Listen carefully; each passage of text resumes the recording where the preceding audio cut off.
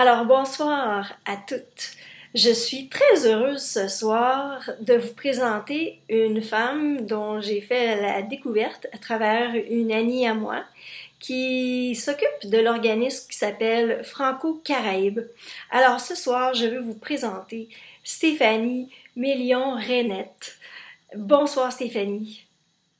Bonsoir Catherine Emmanuel.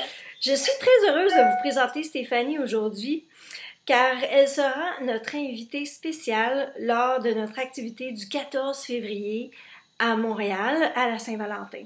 Alors Stéphanie, j'aimerais tout d'abord que tu te présentes et que tu nous expliques ce que tu vas nous faire vivre à travers l'activité que tu prépares pour nous pour le 14 février.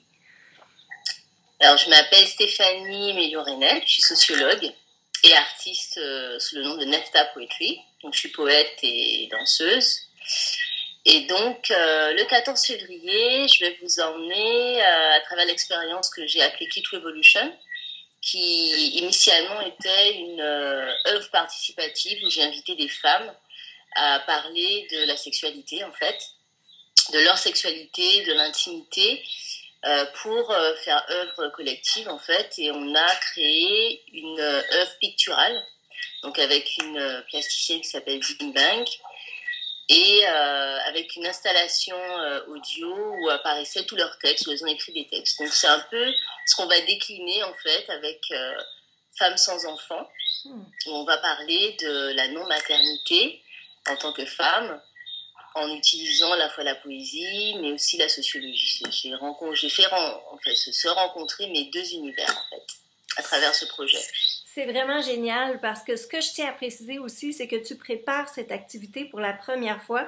Tu l'as fait spécialement pour les femmes de Montréal et les femmes qui font partie de ma communauté femmessansenfants.com. Alors, j'aimerais vraiment sincèrement te remercier pour cette belle idée et d'embarquer avec nous pour faire vivre à ces femmes une expérience vraiment hors du commun. Aussi, Stéphanie, nous t'avons approché parce que tu es une femme sans enfant. Est-ce que tu veux nous expliquer, on pourrait dire sans enfant pour l'instant, tu veux nous expliquer pourquoi tu es sans enfant? Pourquoi je suis sans enfant aujourd'hui? Simplement, je pense que parfois, en tant que femme, on fait peut-être pas les bonnes rencontres. Et je crois que jusqu'à maintenant, ça n'a pas été le cas. Sans enfant après quand même 2 avortements et une fausse couche. Oui. Avec les mauvais partenaires, on va dire, parce que autant que faire se peut, j'aimerais que ce soit une expérience à 2. Oui. Voilà, et voilà, j'ai 34 ans aujourd'hui, j'ai pas d'enfant, et je me suis dit quand même que je ne ferais pas un enfant coûte que coûte.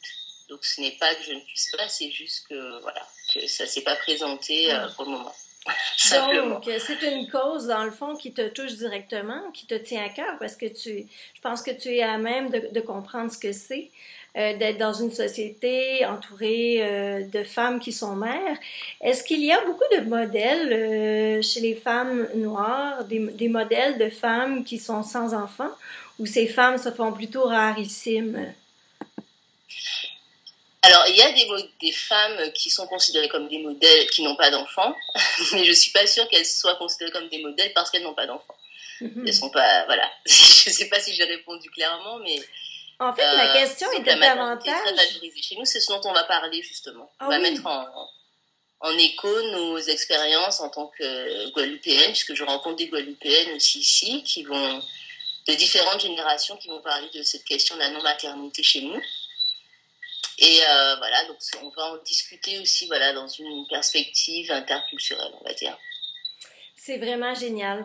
En tout cas, tout ce que je peux dire, c'est que j'ai vraiment hâte de vivre cette expérience-là avec toi et aussi avec toutes les femmes qui sont inscrites à l'activité déjà. Et j'espère que, mesdames, que vous allez être nombreuses pour venir à la rencontre de Stéphanie et vivre ce beau moment de création, mais aussi de réflexion avec elle. Alors, à très bientôt, Stéphanie, et merci grandement. Merci à toi, et à très bientôt à Montréal. Au revoir. Au revoir.